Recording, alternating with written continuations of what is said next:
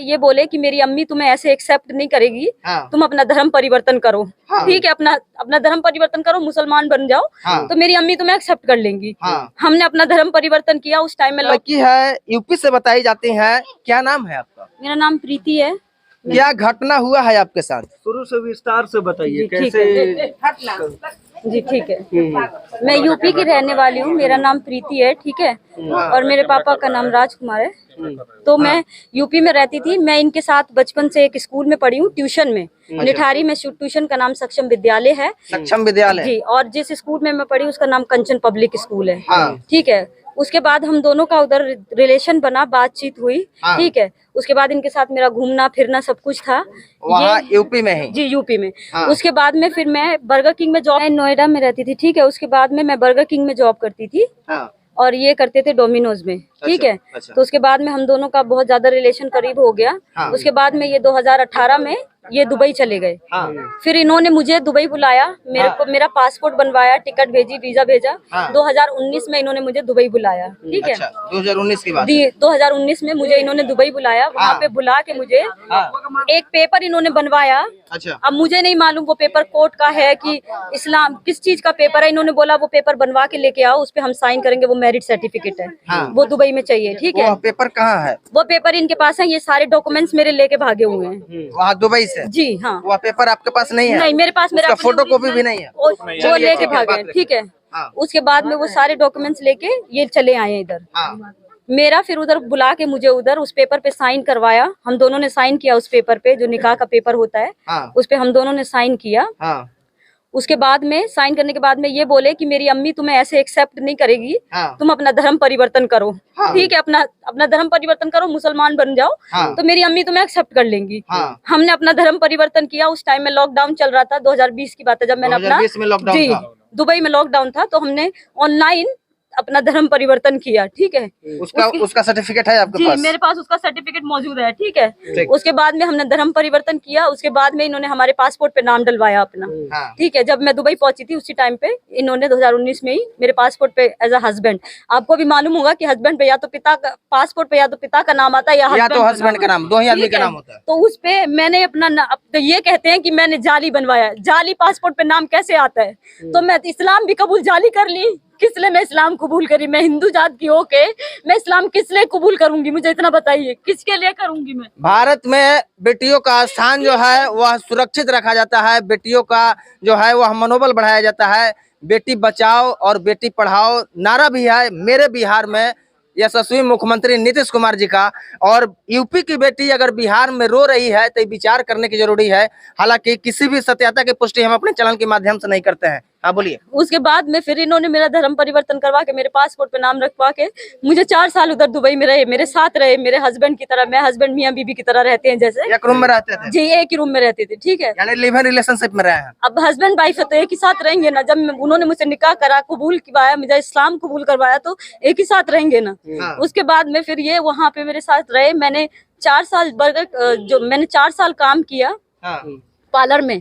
और ये उधर डोमिनो उसमें काम करते थे, KFC में काम करते थे उधर। हाँ। ठीक है, 4 साल मैंने पार्लर में काम की। हाँ। जितना कमाया, जो कुछ किया, मैंने सब इनके हाथ पे रखा। ठीक है, सारी कमाई मैंने इनके हाथ पे रखी। हाँ। उसके बाद में ये उधर से मुझे बोलते हैं कि जाओ तुम अपनी अम्मी के पास चले जाओ, क्योंकि मेरे को थोड़ा प्रॉब्लम था तो मेरा ट्रीटमेंट चल रहा था। ये बोले इधर दुबई में बहुत एक्सपेंसिव है, जाओ अपनी अम्मी के पास जाके इलाज करवाओ, इंडिया में चली जाओ।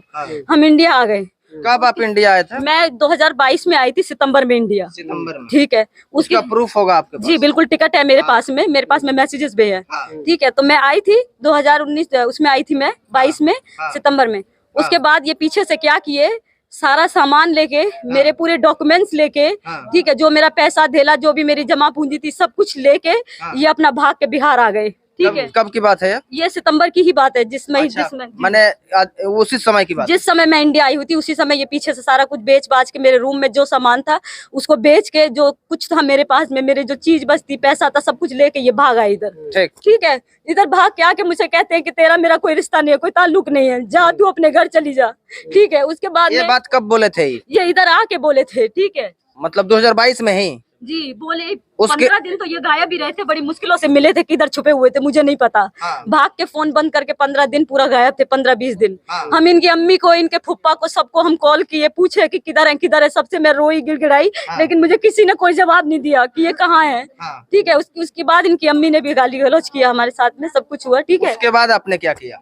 उसके बाद में मैंने सोचा कि शायद मुझसे मजाक कर रहे हैं, ऐसी बोल रहे हैं। मैं दुबई वापस गई। ठीक है जी हाँ, मैं दुबई वापस गई। मैंने जाके देखा मेरे कमरे का ताला लगा हुआ था, मैंने ताला तोड़ा उधर। ठीक है, ताला तोड़ के मैं अपने रूम में गई तो मेरा कोई पेपर, कोई कपड़ा लत्ता कुछ भी नहीं था मेरा उधर। ये कब की बात है? ये जब मैं अक्टूबर में जब मैं पहुंची अपने उधर, अक्टूबर 2022 की बात है। जी जी जी, जब मैं पहुंची तो वहां पे मैंने देखा कुछ भी नहीं था। मैंने ताला तोड़ के उधर सारा कुछ देखा, अपना रूम में कुछ भी नहीं था। ठीक है, ये सब कुछ लेके भाग आए थे। फिर मुझे पता चला जब मैं दुबई पहुंची कि ये इंडिया में है। तो आपको पता है कि जब दुबई में जॉब करते तो वो लोग आने नहीं देते हैं, कंपनी वाले जहाँ हम जॉब करते हैं। 3 महीने में वहाँ बगैर खाना पीना खाए ऐसी भूखी प्यासी पड़ी रही। ठीक है, अक्टूबर, नवंबर, दिसंबर जी। उसके बाद में फिर मैं जॉब पे धीरे धीरे जाना शुरू करी। मेरी ऑनर है उधर ही जॉब, उधर उनका सैलून है, उनका अपना सैलून है उधर, वो भी इंडिया की है। ठीक है, वो हमें मदद करी, जैसे तैसे हमें ठीक करी, क्योंकि मैं पूरा डिप्रेशन में टोटली जा चुकी थी। मेरी हालत पूरी हॉस्पिटल जाने वाली हो गई थी। ठीक है, और इस बंदे को फोन करके लोगों ने उधर बोला कि वो आपकी वाइफ है, वो बहुत तबीयत खराब है, सब कुछ है। तो ये उनको कहता है मरती है तो मर जाने दो। ठीक है, फिर वहां पे मैं जॉब पे गई, अपना जॉब पे जाना स्टार्ट करी, धीरे धीरे सब कुछ करी। फिर वहां से जब मैं कंप्लेन करी इंडियन एम्बेसी में जाके, मैंने इंडियन एम्बेसी में दुबई में मैंने कंप्लेन डाला। तो उन्होंने बोला आप यूपी जाइए, सारा कुछ इधर कंप्लेन हो गया है, आप वो इधर आएगा तो हम पकड़ेंगे उसको, लेकिन अभी आप यूपी में जाके कीजिए केस। फिर उन्होंने हमारा केस ट्रांसफर करा, हम यहाँ आए यूपी। ठीक है, यूपी में आए तो मैंने इनके घर वालों से सबसे कांटेक्ट करने की कोशिश करी। ये कब की बात है? मैं अभी फरवरी में आई हूँ, 2023 में, फरवरी में आई है। जी 13 तारीख को मैं यहाँ आई हूँ। ठीक है, मई चल रहा है। जी जी, मैं इन सब लोगों से कांटेक्ट करने की पूरी कोशिश करी मैंने। ठीक है, तो ये लोग मुझसे कोई रास्ता नहीं कर रहे थे, कोई कुछ नहीं, मुझे ब्लॉक लिस्ट में सब डाले हुए थे। मैं जिस भी नए नंबर से इन लोगों के पास कॉल करती थी मुझे ब्लॉक लिस्ट में कर देते थे ये लोग। उसके पहले सब किसी से बात होती थी? सबसे बात होती, इनके घर में को मालूम था, इनके अब्बू को मालूम था, इनके फुप्पा को, फुप्पी को, सब लोग वीडियो कॉलिंग करते थे, बात करते थे, सब कुछ करते थे मेरे से। ठीक है, जब बाद में मुझे पता चला कि इन्होंने शादी कर ली है दूसरी यहाँ के। ठीक है, यहाँ पे आके इन्होंने दूसरी लड़की से शादी करी, उन लोगों को भी इन्होंने नहीं बताया कि मैं पहले से शादीशुदा हूँ। ठीक है, अब ये मुझे यहाँ रखने से इनकार कर रहे हैं और मैं यूपी से चल के यहाँ पे आई हूँ। यहाँ पे अब कब आई हैं? मैं यहाँ पे परसों आई हूँ। अच्छा, परसों जब आई है तो इनका साफ साफ कहना है कि मैं तुमको नहीं रखूंगा, नहीं रखूंगा। उसके बाद में आप यहाँ पर पुलिस प्रशासन से सहायता ली है? सहायता लेने गई थी जी। कहाँ कंप्लेन की थी? तुर्कोलिया थाने में मैंने कंप्लेन की हुई है। तुर्कोलिया थाना में एप्लीकेशन लिखी है, उसका है जिरक्स आपके पास? जी उधर होगा, उनके पास है, उधर लिखा हुआ थाना में होगा? जी जी बिल्कुल। वहाँ से क्या आश्वासन मिला आपको? वहाँ से मुझे अभी कोई हेल्प नहीं मिली है, कुछ भी नहीं मिला है मुझे, कोई पुलिस का कोई कुछ भी नहीं मिल रहा है अभी। और ये मुझे यहाँ पे रखने से इनकार करे तो अभी आप बताइए कि मैं किधर जाऊंगी?